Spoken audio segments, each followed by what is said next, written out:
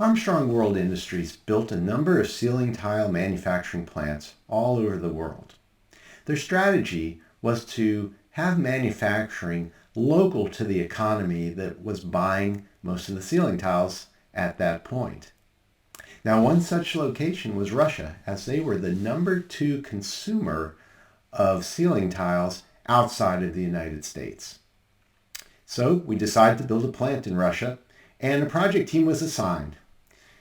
They did a lot of research, and they decided to use many local contractors, but for some of the bigger parts of the job, they decided to use some American contractors that they were familiar with from prior projects.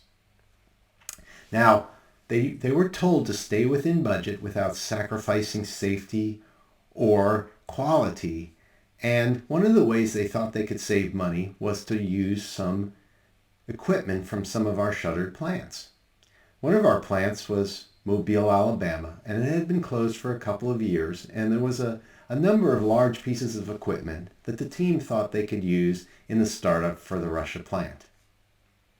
So, with that in mind, some of that equipment was reconditioned and shipped to the Russia plant for startup. Now, I was asked to support the project team prior to the startup to help get the lines running in a reliable fashion, as one of my skills was working on product flow, getting ceiling tiles to go around the line without jamming up. I had done that in many projects over many years.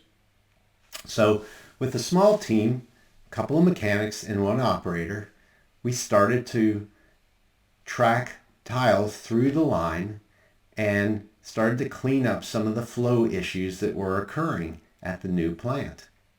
We did pretty well for the first half of the line, but then as tiles were entering the equalizer, which is a large panel saw, we noticed that they were going through and cutting the tiles at angles. Now, tiles need to be square, and typically the way to correct that is with some guiding and roller adjustments. Well, we did everything we knew to do, and nothing seemed to work. So, were we violating the laws of physics? Not sure. So what we then decided to do was find out if the equalizer or the panel saw was the issue rather than the guides and the rollers.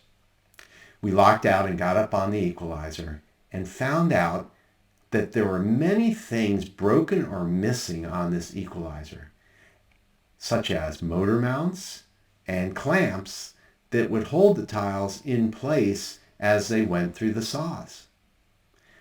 What we realized was the contractors, rather than reconditioning the equipment, had basically cleaned it up and then painted over the old paint to make it look like it was new. Now, instead of getting the contractors back involved, we knew that would take months and the plant was getting ready to start up. We identified all the parts that needed to be replaced or fixed. And luckily, we were able to get all of that material corrected just prior to startup, and from then on, the equalizer was able to cut square parts. Sadly, all the money that was saved by reconditioning the equalizer and some of the other equipment had to be spent to correct those oversights and omissions by the contractors. And in the end, the team really didn't save any extra money by that approach. I hope this story provided you with some inspiration to revisit your own processes. I have a lot more I'd like to share.